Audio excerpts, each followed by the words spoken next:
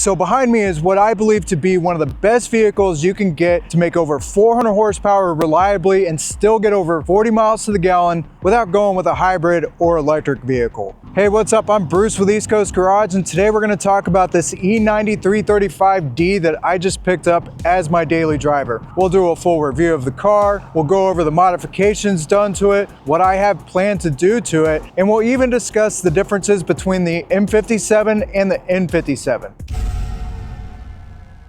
So before this, I was daily driving a 97 Toyota Crown Royal Saloon with a 1JZ, and it was a cool car. It was a lot of fun to drive. It was super comfortable, and it had enough power to get out of its own way, but it wasn't a good daily driver in the grand scheme of things. For example, if I would have gotten a chip in the windshield, it would have cost me thousands of dollars potentially to get one here from Japan. After a while of driving it, I realized that the longer I drive in this area, the sooner I'm gonna run into an issue like that.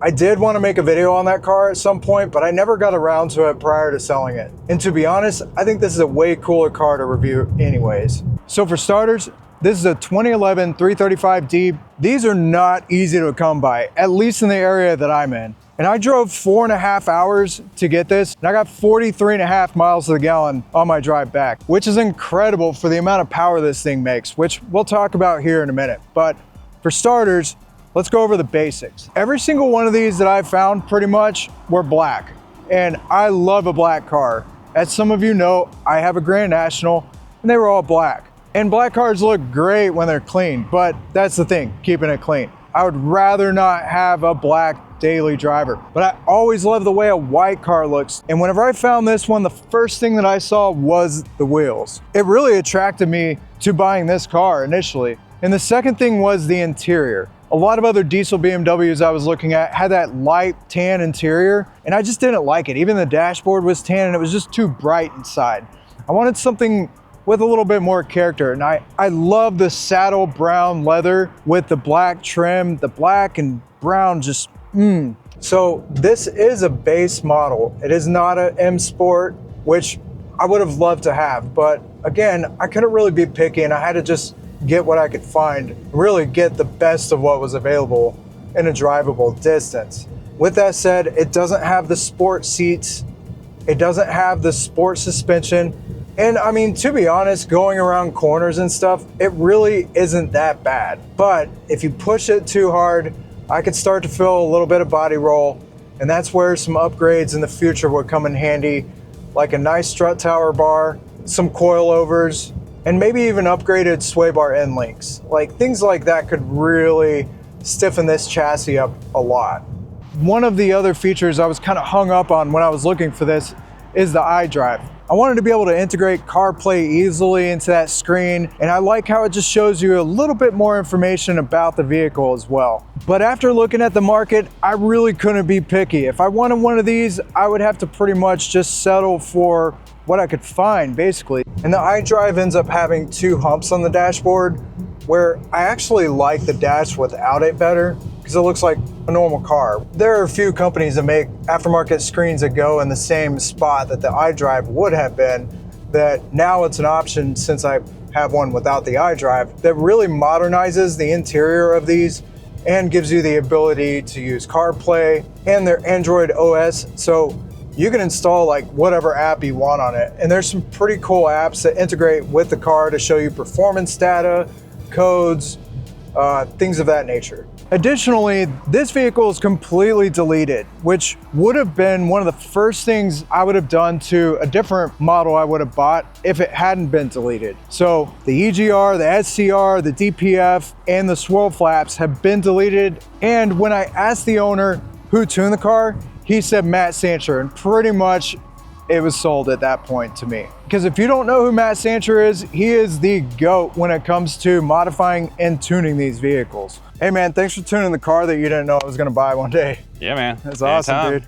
In fact, we feature Matt Sancher's E90 335D making 1,200 horsepower and 1,350 torque. And honestly, that's one of the things that really gave me the itch for one of these. And I really love the noises this thing makes.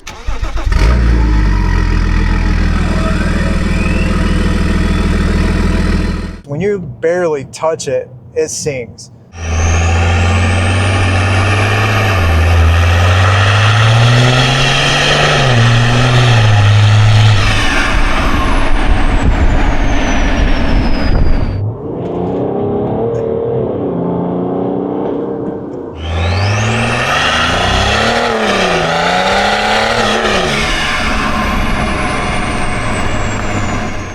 when you give it the beans, it gives it to you. It does what it's told. If you want to get up and go, it'll do it. Now, I will say that the previous owner put on a really nice downpipe on this car. Probably more money than I would have spent on a downpipe. It's a Rawtech 3.5 to 3 inch downpipe, and it's like $1,000 or something like that. It's pretty crazy. I really love the way this thing sounds. It actually has stock mufflers on it still. With everything deleted, it sounds pretty good. And for what it's worth, aftermarket exhaust probably isn't going to add a lot of power, if anything at all. And because of that, as a daily driver, it's really quiet when I'm not on it. And when I get on it, it still makes cool noises. Now with these modifications, this car is probably at the most making about 340 horsepower, 500 torque. 340 horsepower may not seem a lot in today's standards, but that 500 torque really helps get this 3,900 pound car down the road a lot quicker. And even just like partial throttle, definitely puts you back. You can feel that torque. And it makes it very exhilarating to drive. Very fun car, extremely responsive. Now here's some of the performance things that I plan on doing in the future. Pretty much the next thing up is going to be a transmission tune. This has the ZF 6 HP and it's a great transmission. It'll handle a lot of power. Eventually I may upgrade to the 8 HP if I reach a certain level where this isn't good enough anymore. I'm also going to upgrade to the Sancher dual CP3 pump setup. I was going to do the R90 pump and I realize it's still an option, but you can never overbuild the fuel system on any car. So I'm going to go big with it and go with Sancher's dual pump setup. After that, I'm thinking a better intercooler. These factory intercoolers are tiny and definitely not efficient. After that, I'm going to upgrade to Sancher valve springs because at that point, the springs become a little bit of a weak link in these cars. And eventually, I'm going to upgrade the turbos as well. There are several different hybrid turbos out there that perform extremely well with these engines. At that point, this car should be making in the ballpark of 500 horsepower and 700 pound-feet of torque, and that should be plenty for what I'm trying to do with this car. I'm not trying to build a race car out of it, but some of these upgrades will also provide more reliability with the setup and longevity. So there's that. So yeah, this is just a daily driver, but I'm still going to do things to it to modify it and customize it. I'm probably going to start off with some little stuff, like putting black inserts in the grills. I definitely need to clean up these headlights. They're pretty hazy, and I'm really on the fence about leaving the European style plate on the front or not. And I may even do a little lip kit or maybe even a full aftermarket bumper. I mean, the sky's the limit with the E90 platform. There are just so many different options. They even make a M3 style hood for it that looks very nice that I may look into one day. Although this is just a base model, I got lucky and it has the hi-fi sound system in it. Look, I've been an audiophile since like the day I was born pretty much. I'm not gonna sit here and say that the hi-fi sound system is the best thing out there by any means. In fact, it's pretty flat and there are a lot of areas of improvement that BMW could have tweaked, but it has good bones. It has the amp in the back and the tweeters on the door and a little bit better subwoofers under the seat. They can be upgraded later on. There are companies that make an aftermarket amp that plug and play. There are companies that make adapters to the amp plug so you can use your own amp to power everything. But honestly, this one has an aux cord and a charging cable. Really, I'm a simple man. As long as I can plug my phone in and listen to music, I'm pretty happy. But I am extremely grateful that this car didn't have the baseline speakers in it because I probably wouldn't have been happy. It has 143,000 miles on it and I bought it for 10 grand even. And I think it was a pretty good deal being that it's deleted and tuned. If it hadn't had that done, probably wouldn't have paid this much for it. But that does also increase the reliability of these by far. And it's just less things that I have to do to it now. So I was looking at getting an F10 535D and my other option was an F15 35D. And honestly, I would have done this. However, my wife already has an SUV and it didn't really make sense for us to both have SUVs, but maybe one day I can Honestly, these are beautiful cars. They have wonderful options. This one had heads-up display. It was an M Sport, so it had very nice suspension. Just overall, a very beautiful car. I was really going back and forth on, did I want a 335D or a 535D? I really like the front end of these. I think they're sexy, but in my opinion, nothing beats the front end of an E90. I mean, they're just beautiful. One of the other reasons why I would rather have a 335D is the symmetrical exhaust. Maybe it's just OCD of me, but I love anything with symmetry. I used to have a first gen SRT8 Jeep, and one of my favorite features of that vehicle was a center dual exhaust on it. Now the 535D has the dual exhaust only on the driver's side. I would have been okay with, but there's just something about the back end of these with the dual exhaust, it just hits different. Same thing with the 335i. Just love the way the dual exhaust looks. All of the M series pretty much, everything just looks really sexy.